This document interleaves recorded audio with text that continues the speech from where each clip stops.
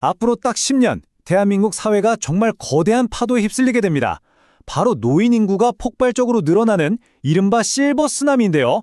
이 엄청난 변화가 우리의 미래를 과연 어떻게 바꿔놓을지 지금부터 하나씩 파헤쳐 보겠습니다. 자, 우선 우리나라 고령화에 대한 흔한 오해부터 바로잡고요. 이어서 이웃나라 일본의 모습을 통해 우리의 미래를 살짝 엿볼 겁니다. 그리고 아주 충격적인 숫자들로 우리가 마주할 현실을 체감해 본 뒤에 이 모든 변화가 감추고 있는 가장 큰 위험은 과연 무엇인지 그 본질을 들여다보겠습니다. 자, 그럼 첫 번째 파트부터 시작해 볼까요? 많은 분들이 한국은 이미 세계에서 가장 늙은 나라 아니야? 라고 생각하시는데 과연 그게 사실일까요? 오해와 진실 한번 제대로 파헤쳐보죠. 여러분 어떻게 생각하세요? 아마 많은 분들이 당연히 그렇다고 생각하실 거예요. 그런데요, 데이터는 우리가 아는 것과는 전혀 다른 사실을 보여주고 있습니다. 읽어보세요. 좀 놀랍지 않으세요? 우리나라의 현재 중위 연령, 그러니까 전체 인구를 나이 순으로 쭉 세웠을 때 딱 중간에 있는 사람의 나이가 46.2세입니다. 이건 뭐 독일 같은 유럽 국가랑 비슷한 수준이고요. 세계 최고령 국가인 일본의 50세보다는 오히려 젊은 편이에요. 네, 물론 아직은 말이죠. 맞습니다. 바로 이겁니다. 진짜 중요한 건 지금 우리가 몇 살이냐 이게 아니에요.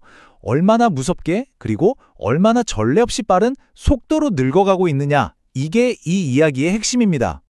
이 속도 정말 믿기지가 않죠. 불과 반세기 전만 해도 우리나라 인구의 중간값은 18.5세, 그러니까 10대 청소년이었어요. 그런데 지금은 46세를 훌쩍 넘겨버렸습니다. 인류 역사상 한 사회가 이렇게 빨리 늙어버린 예는 단 한 번도 없었습니다. 이 속도가 얼마나 빠른지 감이 잘 안 오신다면 일본이랑 한번 비교해 볼게요. 2000년대까지만 해도요, 한국은 일본보다 거의 10살이나 젊은 아주 팔팔한 나라였습니다. 그런데 지금은요, 그 나이 차이가 4년도 채 남지 않았어요. 그야말로 전력질주로 일본을 따라잡고 있는 셈이죠.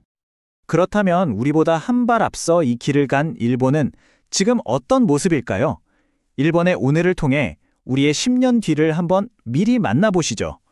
지금 일본은요, 길거리를 지나가는 사람 3명 중 1명이 65세 이상이라고 보시면 돼요.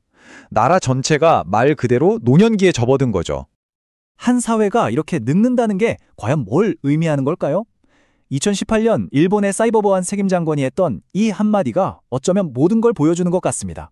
나라의 디지털 안보를 책임지는 사람이 컴퓨터를 한 번도 써본 적이 없다니, 이게 좀 상상이 되시나요? 이게 다가 아닙니다. 일본 사회 곳곳에서는 아직도 팩스랑 도장이 아주 흔하게 세고요. 심지어 정부가 제발 이제 플로피 디스크 좀 그만 씁시다 하고 캠페인까지 벌일 정도라니까요. 오죽하면 사회적 고립 문제를 해결하기 위해 고독 담당 장관이라는 자리까지 만들었겠어요. 정치에서도 이 차이가 확 드러나는데요. 우리나라 젊은 층 투표율이 거의 70%에 육박하잖아요. 근데 일본은 딱 절반, 35%밖에 안 됩니다. 아무래도 노년층이 사회의 주도권을 쥔 상황에서 청년들이 우리가 참여해봤자 뭐가 바뀌겠어 하는 무력감을 느끼는 결과일 수도 있겠죠. 자, 이제 다시 한국으로 한번 돌아와 보죠.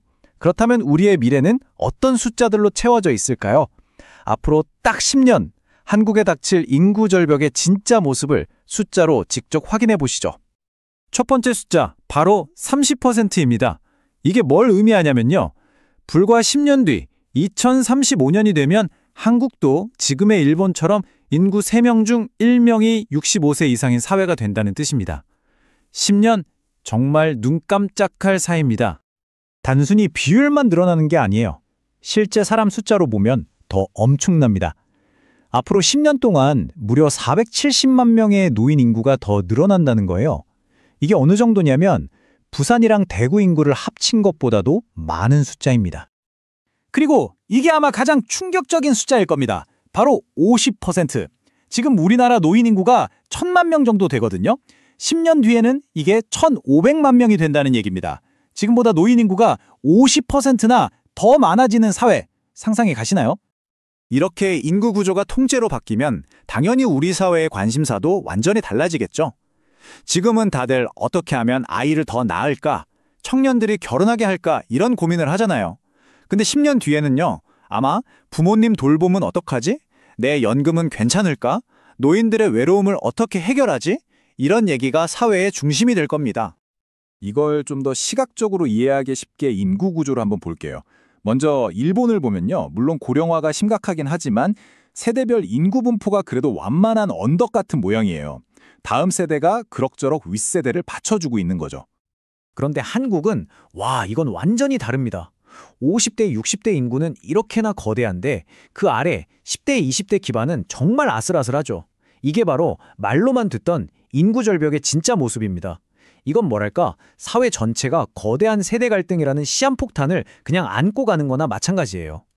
자, 그럼 마지막으로 이렇게 빠르고 극단적인 고령화가 가져올 가장 근본적인 위험, 그게 뭘까요? 그건 바로 사회 전체가 변화할 힘을 잃어버리는 정체의 위험입니다. 전문가들은 이런 사회를 콘크리트 사회라고 부르더라고요. 왜 콘크리트냐면 한번 굳어버리면 다시는 모양을 바꾸기 어렵잖아요. 그것처럼 사회 전체가 새로운 시도를 두려워하고 어떻게든 지금 이 상태를 유지하는 데만 급급하게 될 수 있다는 아주 무서운 경고입니다. 그게 어떻게 가능하냐고요? 과정은 이렇습니다. 먼저 사회의 다수를 차지하게 된 고령층은 아무래도 익숙한 걸 더 선호하게 되겠죠?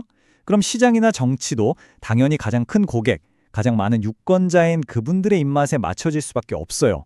이 과정에서 젊은 세대의 목소리는 점점 묻히게 되고 결국 사회 전체가 새로운 아이디어나 도전을 할 에너지를 잃게 되는 거죠. 이건 사실 우리 개인의 경험을 생각해보면 아주 쉽게 이해가 돼요. 여러분도 그렇지 않으세요? 나이가 들수록 새로운 노래를 찾아 듣기보다는 옛날에 듣던 익숙한 노래를 계속 듣게 되잖아요.